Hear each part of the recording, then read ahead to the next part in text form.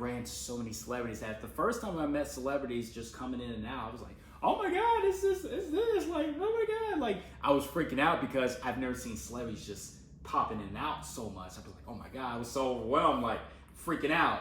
But as I started seeing people like this, I was like, you know, I think everybody was right. They're just regular people. So just talk to them regular. Don't freak out. Don't do anything like, don't push them away. Just talk normal, you know? And so it gave me more confidence of just getting to know the celebrities and as people and stuff like that.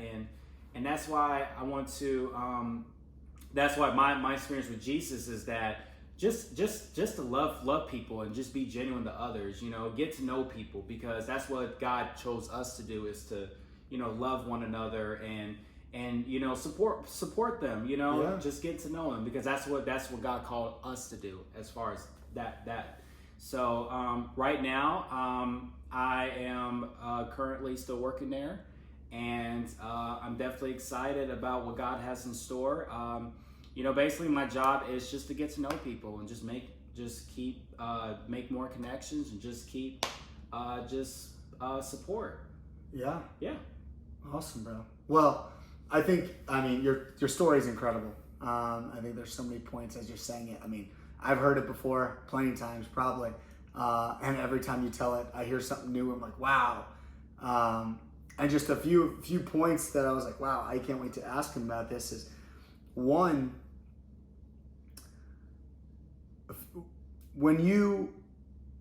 have you always had that drive that you have right now? Because you have this, part of your character is this drive of not about making money, not about bringing in riches, not about things of that, but your drive is about people.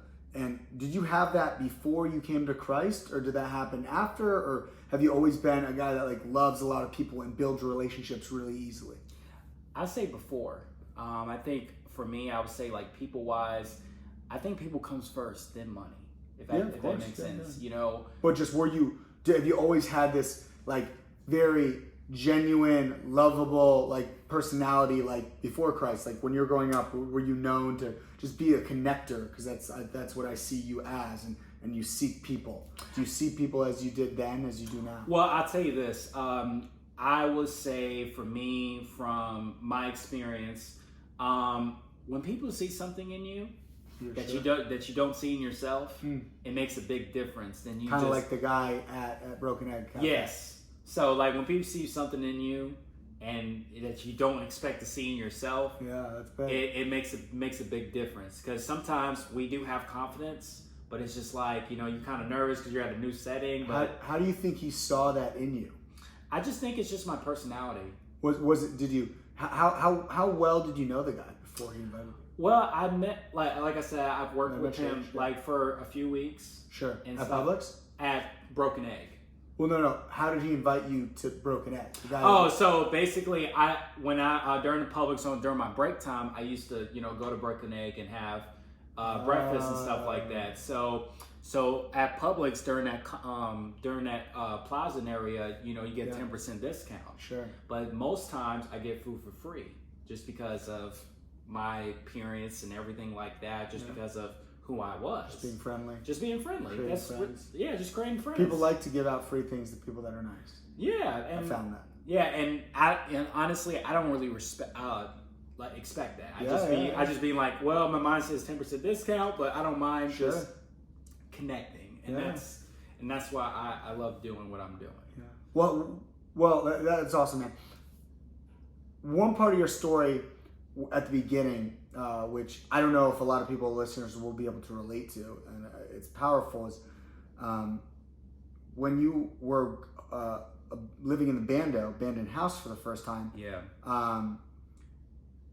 Did you have anyone to support you then? When you, like, what I mean by that is when you first had to go there for the first time, you didn't have anyone to like reach out to or lean on. No. Yeah. It was that was a really rocking point in my life. Which is like the opposite end of the spectrum of where you are now. Like I mean, you know, me, plenty of your other friends, you could probably go look in your phone book and just scroll for like hundreds of people that you've met through just Passion alone, through the church alone, and just through your community over the past few years, which is crazy because, like you said, you've always been a lovable person. But it's just crazy, like what community can do, and part of your testimony, how community has played such a huge role, and how like encouraging you for your new job, encouraging you for like right now, encouraging you to seek a new apartment. Because right now, part of the testimony you didn't share, I mean, shared most of it, but right now you're in the middle of looking for an apartment, seeking that next step, like trusting the Lord here of like, okay, hey, I'm leaving Covenant House. You just took a huge jump. You announced it to, I know, a bunch of people on Facebook and a bunch of people, and letting them know like, hey, pray for me because right now I'm taking that next jump. But so your story, so we'll get to that in a sec, but before we get to that, there's a part, the biggest part of the story and like why we're on this podcast and why you approached me and why we came up with the name was because of our testimony, how it leads us to the common goal of loving and leading others to Jesus. And so part of your testimony, all of it is so powerful because it's created who you are, and what God has been using you to do in your past, especially just the past year itself. I mean, I can only speak for, I've only known you for about a year through when you read the day I saw you, the day you got baptized, because you and Charlie got baptized the same day. Yeah, that's awesome. And that was one heck of a day, but I'll tell you that. It's just throwing up streamers and all of that in Passion, that was cool. Hearing that testimony was powerful there. But you've committed to the Lord saying like, God, use me. And just over this past year, part of you, the most powerful part of the testimony is while you were at Covenant House, you've actually, and I know you probably didn't bring this up because of you're the humble character you are, but I think people should know, and it's like it's part of the point of the podcast is how you've used your past and all the characteristics that God's given you to lead others to Jesus, and God has given you this awesome platform at the Covenant House. And I know, speaking to you and mentoring you and all that has, through all that, you've told me that you wanted to move on, that you're like, man, I'm ready for the next step. Hey, I'm ready to get an apartment. I'm ready to get, take the next life steps. But you felt like it was like you were getting held back when you were at the Covenant House. But it was cool seeing you step into that, saying, you know what, God has me here. I'm going to lead some of these friends here to Jesus that may not get led there if I wasn't here. And so why don't you just tell me just a little bit about like the thought process, the trust, the faith of how you went out on a limb and led others to Jesus by inviting them to church and that whole part. I'm glad you tell me that.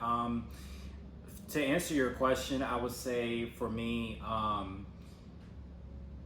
one, my friend Alex told me about this, when I got back to the Covenant House for the last time. This is my fourth time. And he told me that you're going to really be a light to others at Covenant House. I was like, me? Me? At all people? Nah, there's no way. Because, I get we have testimonies, we have two different backgrounds and that stuff, but I was like, I can't do it, And I had a lot of self-doubts going into this because people have different, mental health issues and this and stuff, like in the third. I didn't think I can do it. I was like, no, there's no way. So devil was putting a bunch of doubt in your mind. Yeah. So the devil was putting a lot of doubt in my mind. So I just like, you know what? I had made up my mind a couple of days after when I came back to Covenant House, and I said, you know what? We do have testimonies though, because every time when we do the sleep out. So the sleep out is like when youth sharing their testimonies to the world and just expanding their executive directors and those type of things to the community to raise money. So I said, you know what? Why not? I'm about to go with my friend's gut. I'm gonna have to take this. I'm gonna take this opportunity. So I did invite one person. She was a youth at Covenant House. Her name is Precious. When I took her to Passion, it was very hard because she's never been around a lot of positive people. So she only been around a lot of negative because of what she'd been growing up as. And it took a while. It kind of process, she kept coming to church, and and everything. I told her like it's a positive people around. There's people that love Jesus, and there's people like it's gonna support you. So it all started on, I think, college night. When I took her to college night around September of last year. The first time I went to college night with Precious, she gave me the eye look, she gave me the little attitude look. I was like, okay, this is not gonna work, you know, because she had a lot of stuff back in her mind with her family and stuff like that. It was hard for me because I want to spend time with friends, like most college nights, most of the time, and it just like. It's just like I just had it went from good to bad because of her mental health, and I try to tell her not to think about stuff like that, just think positive. But the point is that so the second time I took her out, I told her just be open, talk. We're gonna get into groups, just talk. Sure.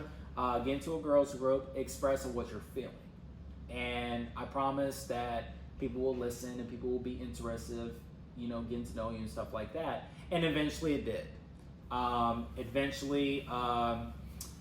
of my friends, her name is Hannah Washington, and she decided to do a baby shower for her because she was pregnant. And I was in shock because I did not expect that. That really shocked me. That's awesome. And so I decided to. So she asked me, so when y'all doing the baby shower? So we're on October, and I was like, oh, okay, cool. And it's a surprise baby shower, so it's something is unexpected. So when we got to, so I picked her up on Uber, and we were picking her up, and I took her to Hannah's house. Sure. So she's thinking she's going to Hannah's house and just, as far as, hanging out, being friends. And then all of a sudden, when she walked in the door, it was this whole baby shower just happened out of nowhere. And it's just like, she was in shock. Sure. Because she had I would be too. I personally am not having a baby right now, but I would be too. She has absolutely no idea. So when I was just like in tears because just seeing a youth just being inspired by other people from Passion and getting that type of blessing like that. That was highly unexpected. It was just like I was very happy for her. And that's awesome. And now she just Well, what about the others? So you don't have to go into all of them. It's more of So Precious was the first one, and then from there, I swear I watched you, and you were just each week you'd have more friends are coming out. People are just putting their life in Jesus, and I'm just like, what does Jordan have that is so attractive that other people are attracted to, and following him? How is he living? What are the actions that he's doing? How is he loving on these people that people are like, wait, I want what that guy has? And then each week, friends are appearing like literally at one point, I swear I had you'd ask like, yo, I need like 2 Ubers this week because I can't pay for all of them. So you're bringing like 10 people. Yeah. So basically, I tried it again, y'all. So I brought Jay. Sure. Jay, I met Love her. Jay. I met her in November. You met Jay. She was talking about different churches and stuff like that, and I told her, I was like, well, you should come to my church. I go to Passion City. There's a lot of positive people, whatever. She said she came to a Methodist and stuff like that, and so I decided to, come to Passion, Sure. whatever. So the first time I invited her to come to Passion was college night, and that was Friendsgiving. Yeah. And I said, sit with a group of girls, get to know them and whatever. And it's just like, she got into it. She loved it already. Yeah. So I was like, wow, this is all right. This is great. I'm happy. And so the next day I had a friend that texted me, was like, hey, we want to invite Jay to on a trip or whatever. Yeah. I was like, wow, that's amazing. Already on the first day. This is so afterwards. Cool. And so Sunday she went.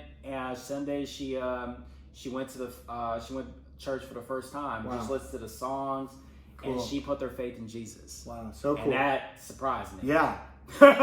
You know what I'm saying? I mean, just boom, just like that. And it's so I know it's just it goes to just show that like the faith that you put in Jesus and just trusting him and saying, hey, it might be a little bit different. Hey, people, they might think of me a little weird, a little like, why is this guy approaching me every week and asking me to go to church? Hey, this guy asks me every week. It's like, what is it that, you know, there's that drive that you have of, once again, the number one goal in your life, as you've told me, is to love and lead others to Jesus. And you're like, hey, I don't care what people think of me, what I may, you know, what people think of me, like, for me to do that. And you go out and it shows, and it's so cool. And you have to remember that people aren't just gonna do that. Just they're not just gonna listen to you if they don't know you. And that's why that's the relationships that's why I asked about, have you always been good about building those relationships? And not everyone is as good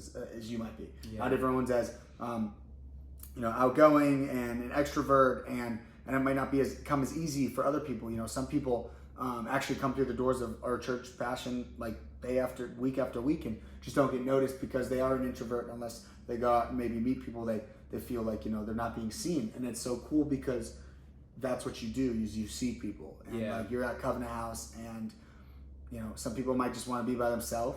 They might just want to hang out. They might want to play their games, whatever it is that they're doing that week. Hang out with some friends, you know, go do some things that you know, whatever they want to do. And you see them no matter what, and you see through any of the stuff that the world tells us, and you see straight to their heart, and you're like, hey, like, I care about you.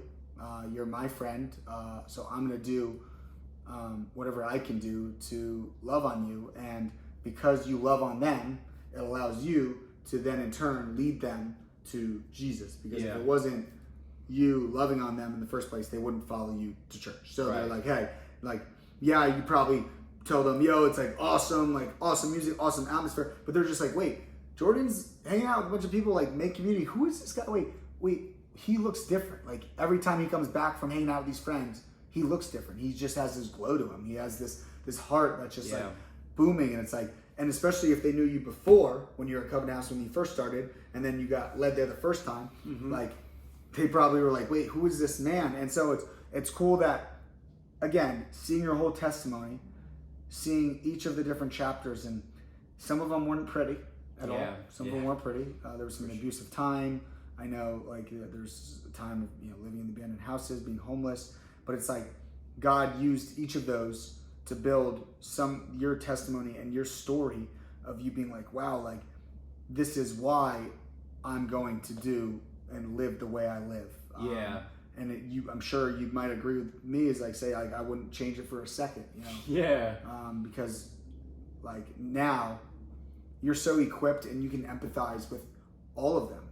Especially, and that's why it's so powerful that you could have easily been like, you know what, God,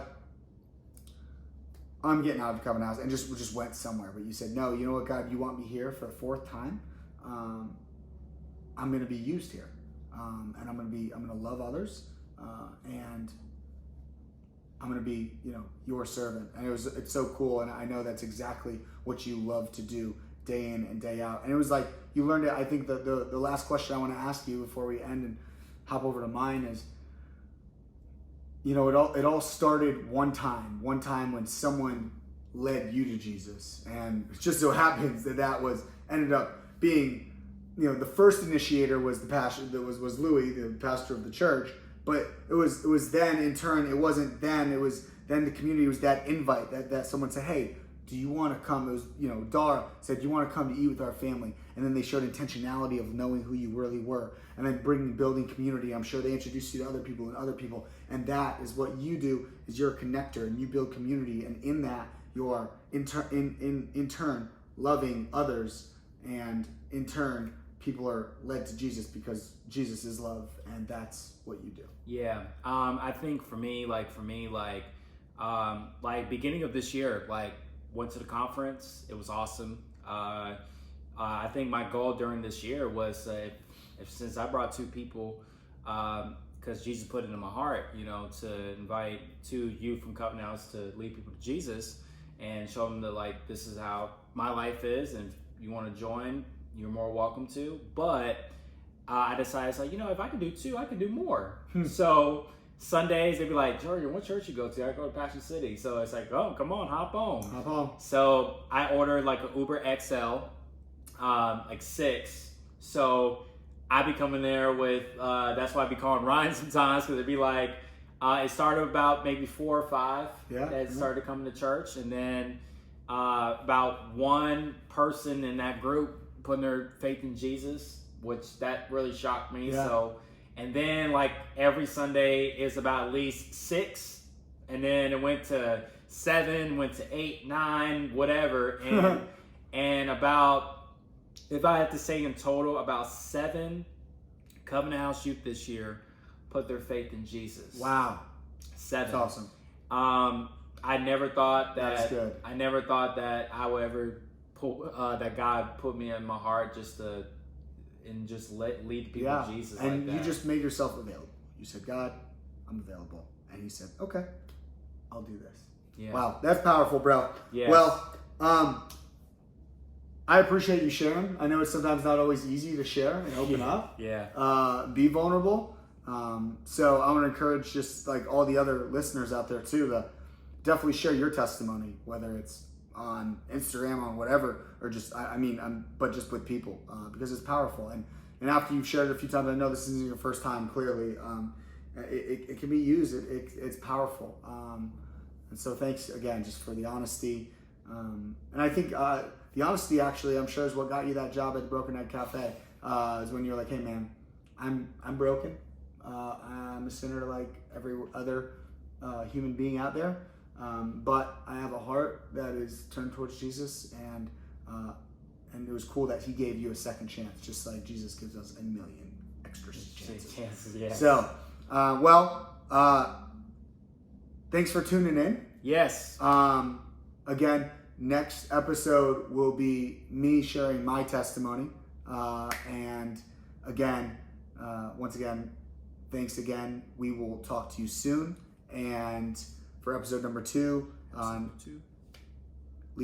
and leading others to Jesus on the common ground. And it's cool because your testimony is so different than mine, yet now, again, we both have the same mission along with so many other people out there. So if you're interested, make sure to let us know. Jordan, you got any names that you want to maybe call out for the listeners that you might be hitting up? Oh, most definitely. I want to hit up my best friend Alex. Why not? I'm gonna tag you. Amanda, I'm gonna tag you as well. Arai, I'm also gonna tag you.